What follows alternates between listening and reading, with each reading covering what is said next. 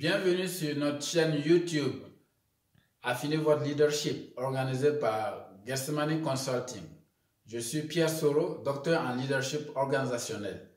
J'espère que vous avez passé un bon week-end et que votre semaine débute en de bons termes et dans de bonnes conditions.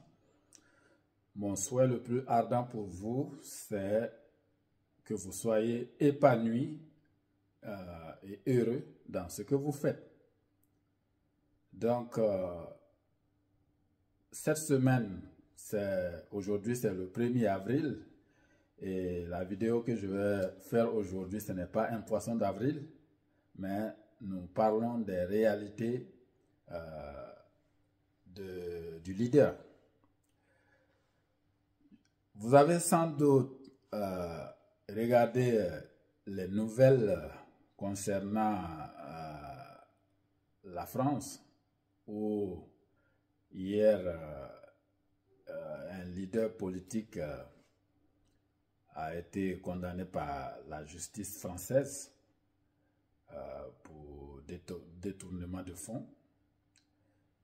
Et ça me rappelle aussi où l'ancien président américain a été aussi poursuivi par la justice américaine.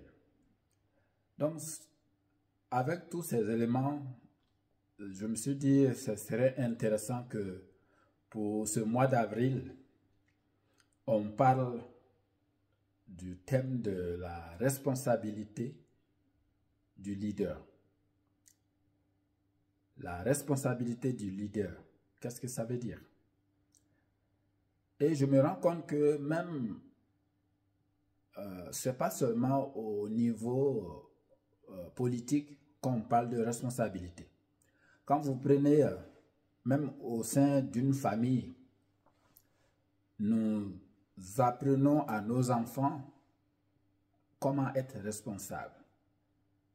Quand un enfant fait quelque chose qu'on estime qui n'est pas bien, on le reprend et on lui dit « tu ne devrais pas faire ça ». Ou quand un enfant qui est né ou qui est plus âgé que l'autre fait des choses qui pourraient nuire à la vie du cadet, on va reprendre l'enfant et lui dire « tu ne devais pas faire ça, tu dois prendre soin de ton frère, de ta soeur ». Quand un parent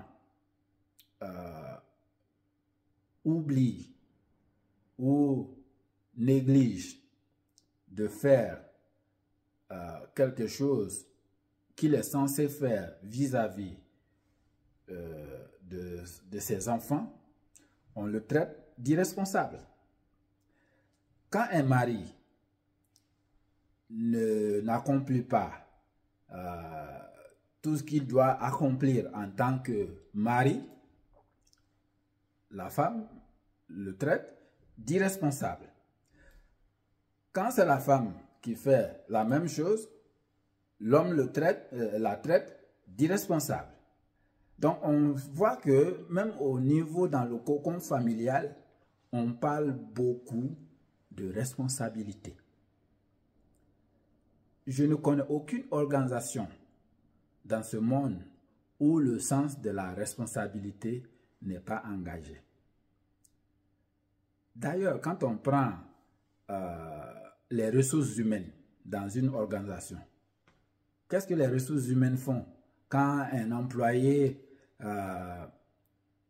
est négligent vis-à-vis de l'activité pour laquelle il a été engagé? Les ressources humaines vont le prendre de côté et essayer de dialoguer avec la personne, essayer de comprendre qu'est-ce qui ne va pas, qu'est-ce qui fait que vous agissez comme ça et non selon les indications qui vous ont été données.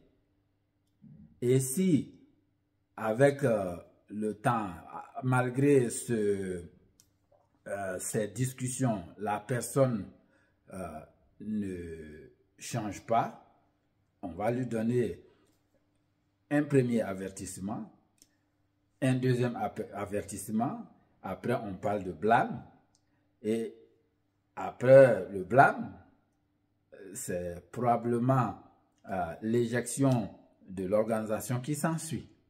Et tout ça parce que la personne, on estime qu'elle n'a pas été assez responsable dans son poste pour lequel elle a été engagée.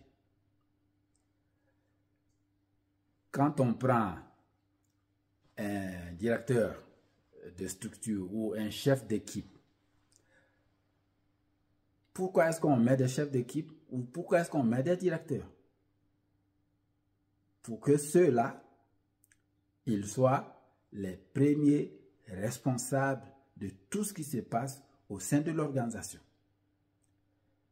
Et là, je ne parle pas seulement des grosses boîtes ou des PME. Même au sein des églises ou des organisations confessionnelles, on voit la même chose. Donc, le sens de la responsabilité, elle est énorme. Donc, c'est un thème que j'estime très capital en leadership. Je dirais même la notion de leadership, ça repose beaucoup sur ce thème de la responsabilité. Pourquoi est-ce qu'on blâme des gens ou pourquoi est-ce qu'on renvoie des gens? Pourquoi est-ce qu'on refuse d'engager telle ou telle personne? On va toujours trouver l'aspect de la responsabilité. Par exemple, au cours d'un entretien, quand les RH passent un entretien avec vous, ils vont regarder aussi cet aspect-là. Même dans le job description, ils vont mettre une grande responsabilité à assumer ces tâches. Hein? Tout ça pour vous dire que la responsabilité, c'est un thème crucial en leadership. Et moi, je souhaite que pour ce mois d'avril, qu'on puisse aborder ce thème-là.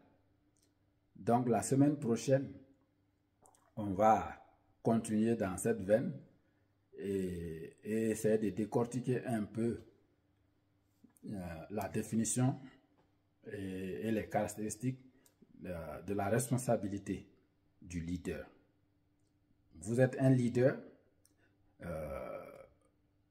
vous êtes responsable d'un secteur, vous êtes responsable d'un département ou d'une organisation.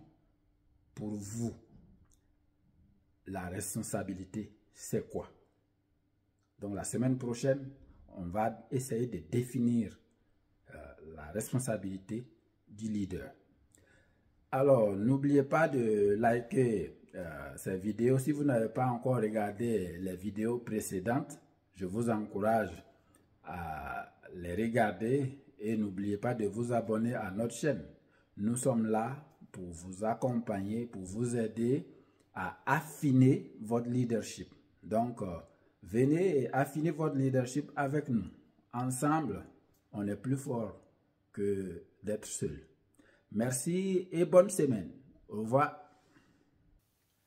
Si vous avez besoin d'un service personnalisé, n'hésitez pas à nous envoyer un email à pierre.soro@getmoneyconsulting.com.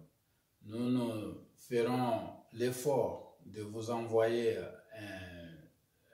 un devis en fonction de vos besoins. Merci et à bientôt.